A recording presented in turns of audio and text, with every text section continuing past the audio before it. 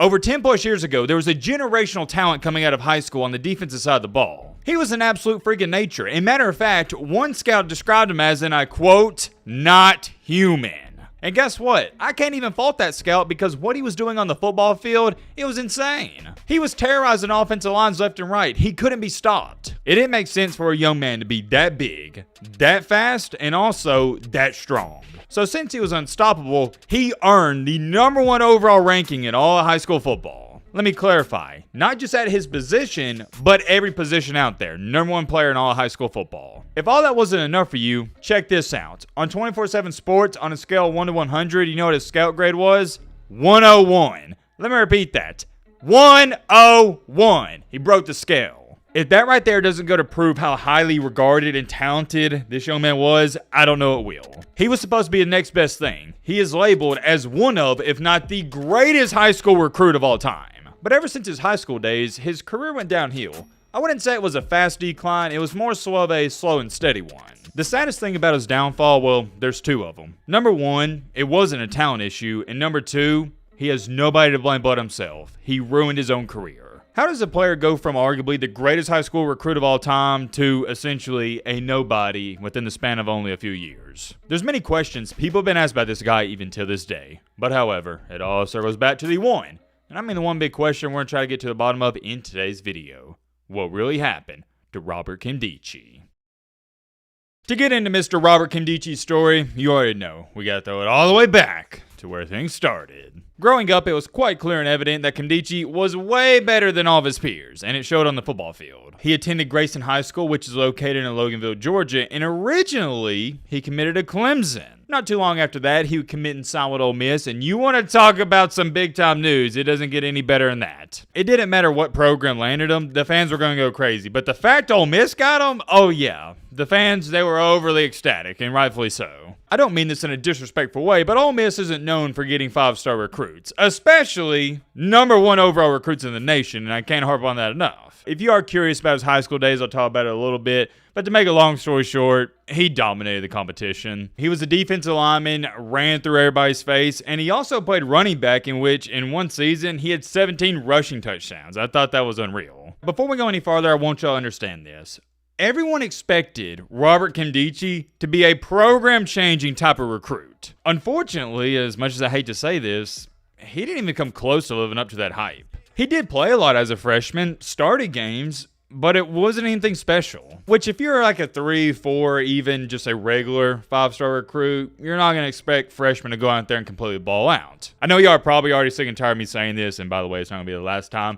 When you are the #1 overall recruit and we're hyped up as much as Nkemdiche, your expectations, they're not just on another level, they're on another planet. People aren't just like, all right, let's get a couple tackles, a couple sacks. No. They want to see you get at least 10 sacks as a freshman. And even if you're not getting sacks, you got to create some tackles for loss. You got to wreak havoc. You're the #1 player. And although his freshman year was not bad, don't get it twisted, was not bad by any stretch of imagination, it was good, it just wasn't #1 player good, if that makes sense. I'll show you his numbers right here. He had 28 tackles, 6 of those being for loss, and 1 sack. Heading into his sophomore season, it is worth mentioning, he would switch over from defensive end to defensive tackle. And I would say Ole Miss had a good defense in 2014, but to focus on Nkemdiche, it just wasn't anything special. Started all 13 games, played good, but it just wasn't great. It wasn't elite. I think these numbers are somewhat deceiving because I personally feel like he was a much better player than the numbers indicate, but that's just me. But like they say, men lie, women lie. Guess what? Numbers, they never lie. I'll let you be the judge. He had 35 total tackles, 4 of those being for loss, so that's actually a decrease from 2013, and he had 2 sacks. A main reason these numbers don't look super impressive is because he moved to defensive tackle. Everybody knows this. When you're a DT, you're just not going to rack up the numbers, especially the sacks, like an edge rusher. His junior season was a carbon copy paste of 2014. However, there was one bad incident. On the field, he had another good season. I'm not going to call it great. I'm just going to label it as good. Had 29 tackles, increased his tackles for loss to 7. You like to see that. And increased his sacks to 3. Not bad. But the biggest storyline of his junior season, 2015, was something he did off the field before the Sugar Bowl. As you can read right here, this report, wow, came out in 2015, 10 years ago. Crazy. I can't believe 2015 was that long ago.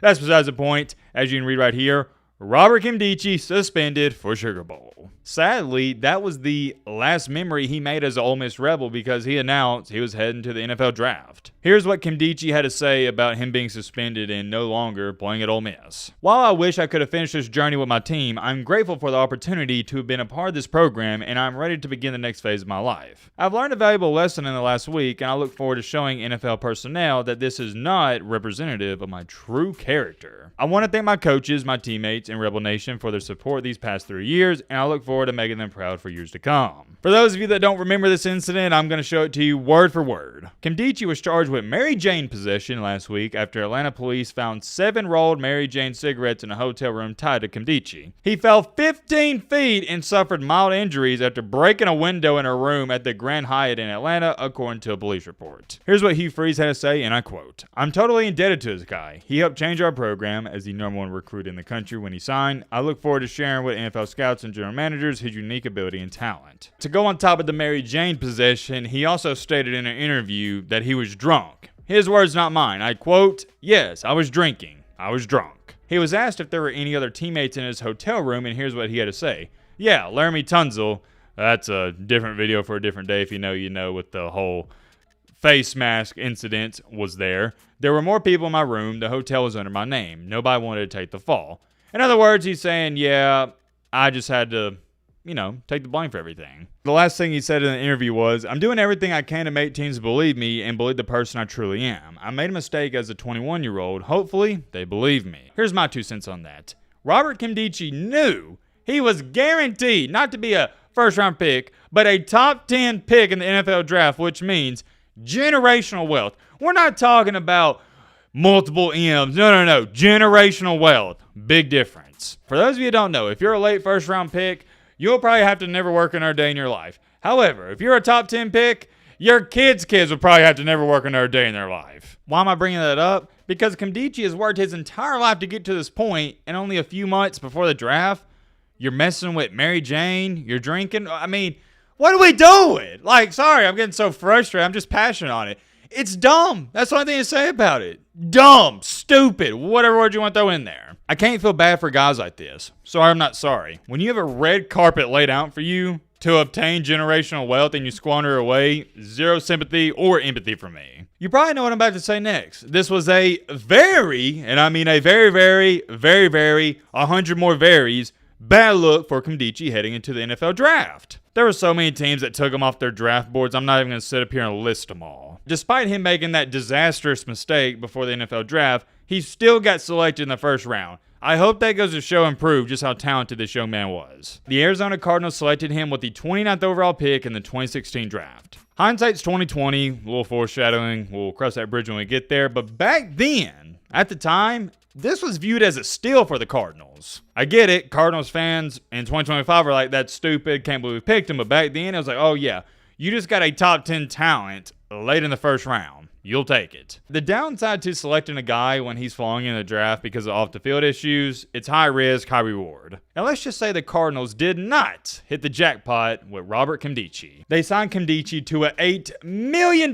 contract and he got $4.5 million up front in a signing bonus. Congratulations to Nkemdiche. Life-changing money even though you fail in the draft. Never have to work again type of money. But here's the problem. At least early on, Nkemdiche didn't do too much. In his first year, rookie year 2016, he only played in 5 games. In his second year in 2017, he got to see the field a little bit more, but he still wasn't producing. He finished the year with 11 tackles, one of those being for loss, and 0 sacks. In 2018, the Cardinals were like, all right, we got to see if this guy can actually play. So they started giving him some meaningful playing time. He actually started a few games. I think the best synopsis I can give you is he was okay at best. Finished that 2018 year with 4.5 sacks, had 32 tackles, 9 of those being for loss. Not bad, but not good. Although he wasn't balling out in the NFL, he was putting up career-high numbers. And right when it seemed like everything was going his way, in Week 14, he suffered a knee injury that ended his season. To make matters even worse, in 2019, the Cardinals declined the 5th-year option on Nkemdiche's contract. Right when his time with the Cardinals was coming to an end, he got arrested for an outstanding warrant. I don't want to confuse you, so let me dumb this down. The main reason he got pulled over in the first place is because he was speeding. He was going 75 and a 45.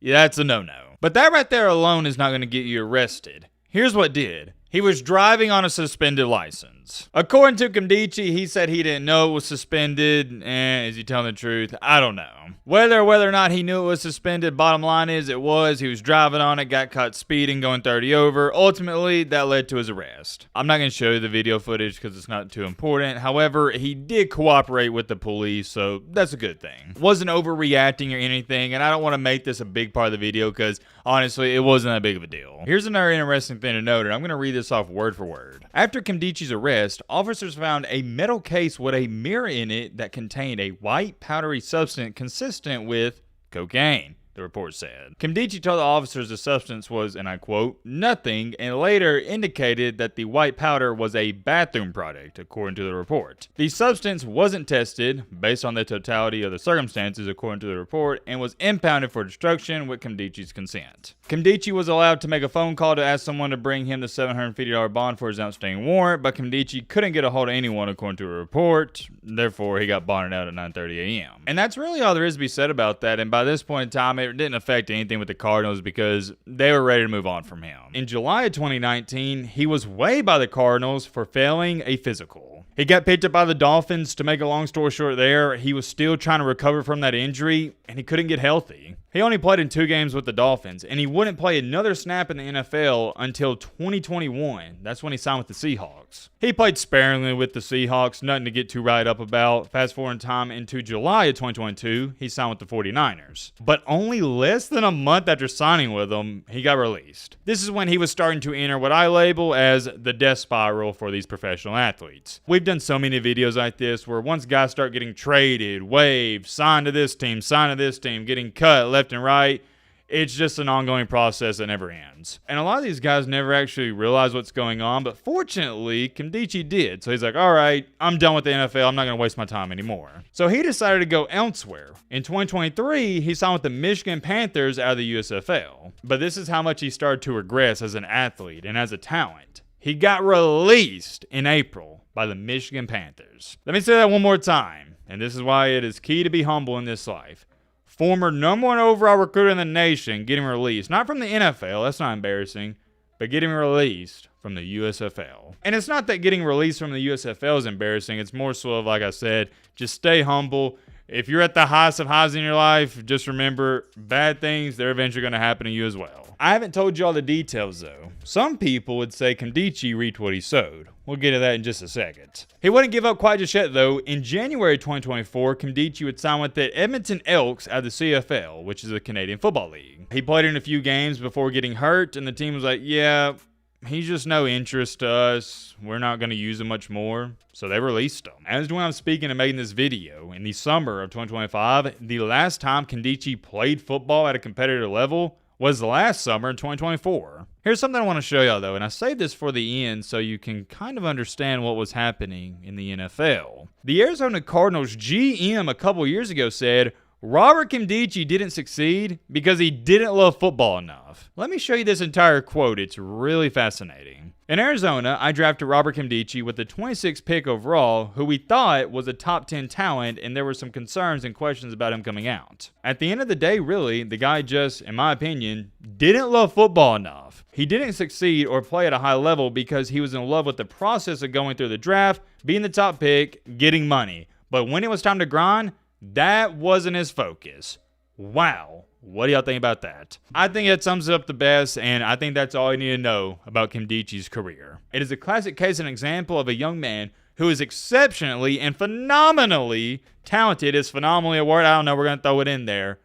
But he didn't want to work. He thought he was so good, and at the high school level, he was so good that he didn't have to work hard. But I'm telling you, once you get to the collegiate level, not even the NFL, but the collegiate level, you'll start getting exposed if you're not a real hustler and grinder. The Arizona Cardinals realized this. That's why they didn't extend him. And it's why all these other NFL teams waived him, released him, however you want to say it, because they were like, oh yeah, that's why the Cardinals didn't extend him, because this guy doesn't work hard. I was doing some digging and research and checking out what somebody had to say about him on a Reddit post. Ha ha ha ha. I worked with someone a few years back who was a SoundCloud level music engineer, quote unquote, and he was pretty tight with Rob, referring to Nkemdiche as he called him. Can confirm he was indulging in more than just Mary Jane while in Arizona. Sound like he started partying and meeting with locals the second he got here though, because some of the pics he showed me were shortly after the draft, but well before the regular season. To summarize that up, he was stating that Nkemdiche was partying a little too hard. This guy had red flags all over him, and Keem, referring to the general manager, still wasted a draft pick on him. Didn't he drunkenly fall out a window? That was